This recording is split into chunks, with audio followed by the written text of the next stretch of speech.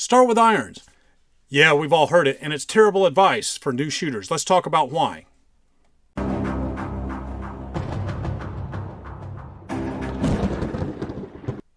Welcome to the Patriot Training YouTube channel. My name is Clay Howell. I'm the owner and head firearms instructor at Patriot Training. The purpose of this video is to talk about how modern training is better than the old shooting myths. You've probably heard it before. You got to learn on irons first. It builds fundamentals. Well, folks, that's one of those long-standing beliefs in the shooting world, but let's be honest, that mindset is very outdated.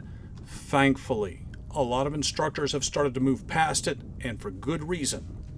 So if we're talking about first-time shooters, the goal is to reduce the complexity and set them up for success. And optics do exactly that. But don't take my word for it. Let's break down some of the fundamentals of marksmanship. The NRA has taught more people marksmanship than any other organization ever. And the NRA breaks down the fundamentals of marksmanship as being aiming, hold control, breath control, trigger control, and follow through. Those 5 steps will lead to success.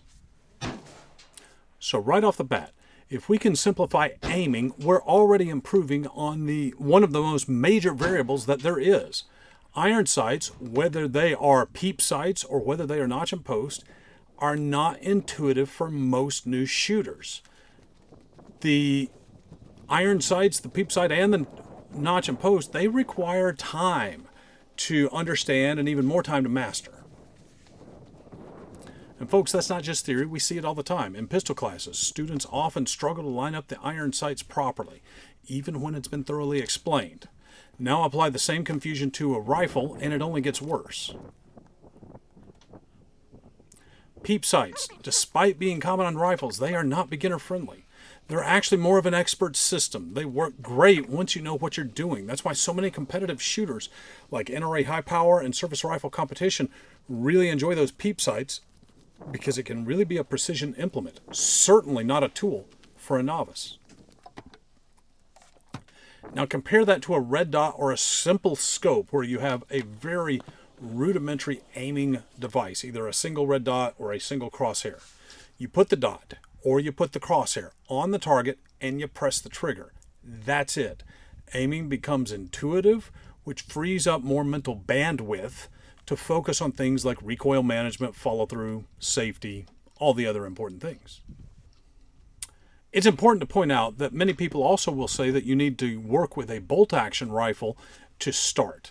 And starting a student on a bolt-action rifle to encourage discipline is the same idea. It's old-school logic, but here's the problem.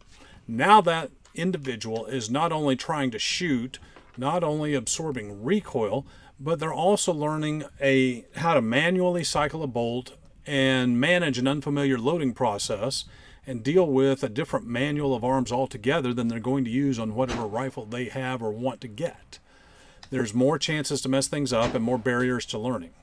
A semi-auto rifle with a red dot lets a student load once, then shoot multiple rounds, and actually stay focused on the shooting part, which is kind of the point. Talking about pistols, there's an additional factor that we have in there because many people will say, Clay, I don't think it's good to let a pistol shooter just have a whole bunch of rounds to shoot. And you might be right, because many times a new shooter with a pistol, because there's only 2 points of contact and because recoil control is absolutely necessary, the gun will jump, and when it goes boom and when it jumps in their hand, it will surprise them. And many people clinch reflexively. And we've seen it, where people fire a round, get surprised, and accidentally slap the trigger again while the gun's up in recoil. And this is not a good situation. You don't want it. But you know what? That has an easy fix. We, the instructor, will help them load the pistol with 1 round, let them fire that. Wash, rinse, repeat. Down. So 7 clicks down got me there. I'm going to go 6. The bottom line is this. Training should be effective, not necessarily nostalgic. We're here to teach people how to shoot effectively, not how to decode outdated systems. If we can simplify the process and help students build confidence early, we should. Red dots and semi-automatic rifles don't make a person lazy. They make learning easier.